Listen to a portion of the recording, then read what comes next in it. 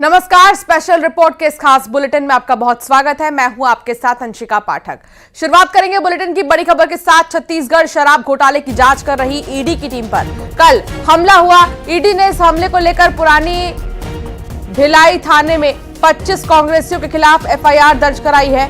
आरोप है कि कार्यकर्ताओं ने ईडी की गाड़ी रोकने की कोशिश की और टीम पर हमला किया। जब टीम भूपेश बघेल के घर रेड खत्म कर लौट रही थी, तब भिलाई में कांग्रेस कार्यकर्ताओं ने उनकी गाड़ी को घेर लिया और पथराव कर दिया। इस हमले में ईडी के डिप्टी डायरेक्टर लेवल के अधिकारी की गाड़ी का शीशा भी टूट गया। छत्तीसगढ़ शराब घोटाले की जांच कर रही ईडी की टीम पर कल हमला हुआ।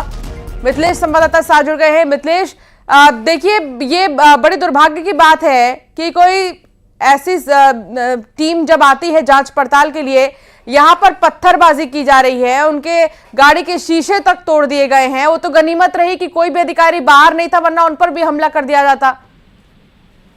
देखिए, बिल्कुल ठीक कहा आपने कि जब ईडी के अधिकारी जब अपनी कार्रवाई करके वापस लौट रहे थे, उसी दौरान जो कार्यकर्ताओं के आक्रोश का उनको सामना करना पड़ा। ना सिर्फ आक्रोश इतना था कि वे कुछ भी कर जाते। उनको पहले गाड़ी को रोकने का प्रयास किया गया, गाड़ी में चढ़ गए, वो गाड़ी को ठोकने लगे और उसके बाद जब अधिकारी वहां से निकल रहे थे, उसी दौरान उन पर पत्थरबाजी की जाती है। एक पत्थर आकर शीशे में लगता है, जो शीशा क्रैक हो जाता है। तो इस तरह से ये मामले की गंभीरता को देखते हुए कल देर रात जो है ईडी के अधिकारी सुरक्षा के साथ में भिलाई 3 थाना पहुंचे। उन्होंने अपनी शिकायत दर्ज करवाई है और शिकायत में एक नामजद के साथ ही अन्य 25 लोगों के खिलाफ में एफआईआर दर्ज की गई है। नामजद सनी अग्रवाल के नाम से ये है और उसके बाद में अन्य जो लोग हैं उनकी पुलिस तलाश कर रही है। वो उनकी पहचान की जाएगी कि आखिरकार वो कौन कौन थे और उसके बाद में फिर आगे की कार्रवाई की जाएगी। तो इस पूरे मामले में एक बड़ा अपडेट यही है कि पुलिस ने एफआईआर दर्ज किया है और नामजद के अलावा जो है अन्य लोगों की भी रिपोर्ट दर्ज की गई है और आगे की जांच की जा रही है और फिर इस पूरे मामले में कार्रवाई होगी। बहुत शुक्रिया जानकारी साझा करने के लिए मिथिलेश।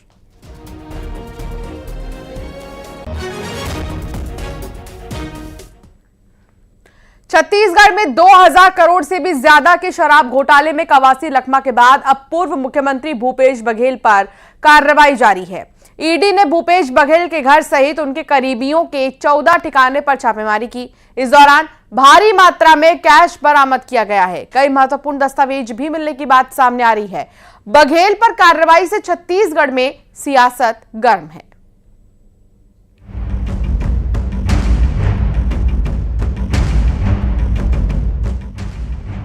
छत्तीसगढ़ में शराब घोटाले की आंच अब पूर्व मुख्यमंत्री भूपेश बघेल तक पहुंच गई है।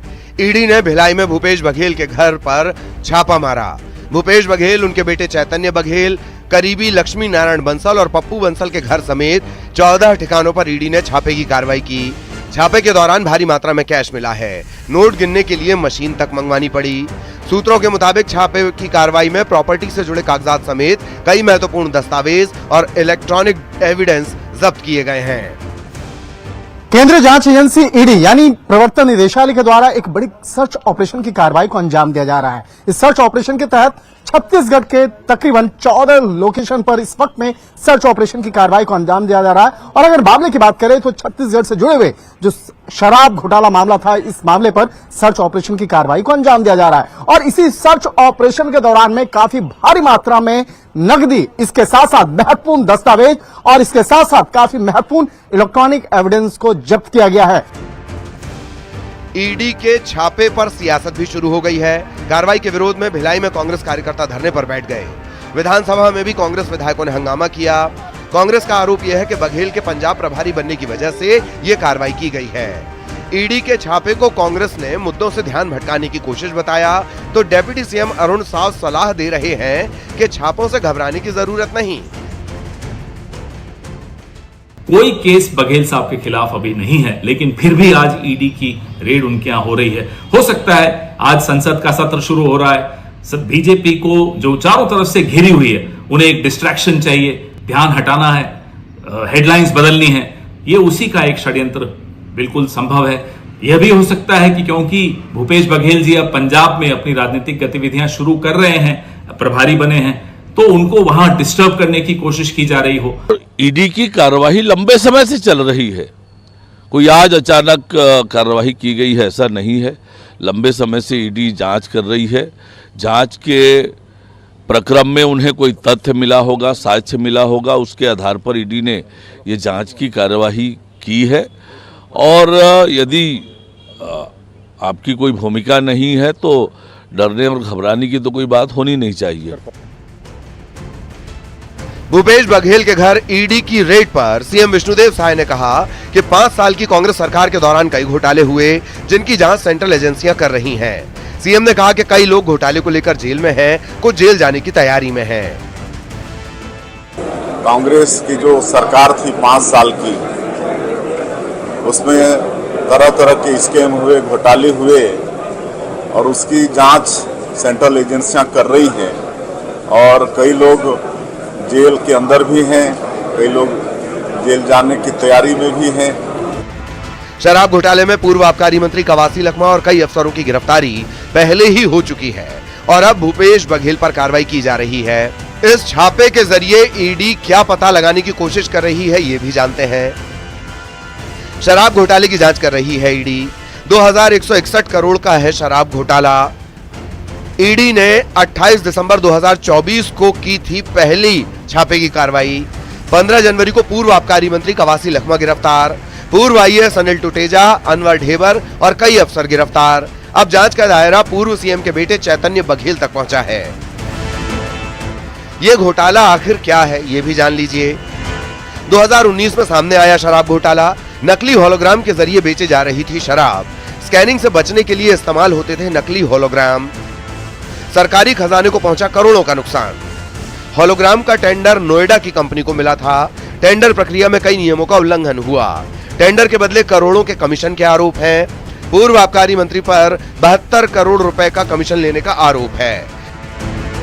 कवासी लखमा के बाद भूपेश बघेल पर शराब घोटाले में ईडी का एक्शन जारी है। ईडी की छापे की कार्रवाई पर छत्तीसगढ़ का सियासी माहौल गर्म है। आरोप प्रत्यारोप का दौर शुरू हो गया है। Bureau report, news 18।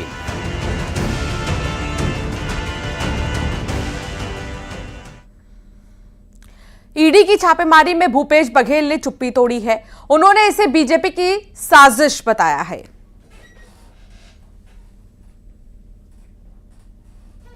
अपराध हो गया है। कवासी लखमा ने सवाल पूछा, 8 दिन के अंदर ईडी चला गया। मैंने विजय शर्मा से गरीब लोगों की आवाज का प्रश्न पूछे, सब साथी थे। 8 दिन भी नहीं लगा, चौथे दिन मेरे घर में पहुंच गए। उसके 30-35 लाख रुपया ही हमारे घर से ले गए थे और बड़ा माहौल बनाया गया था।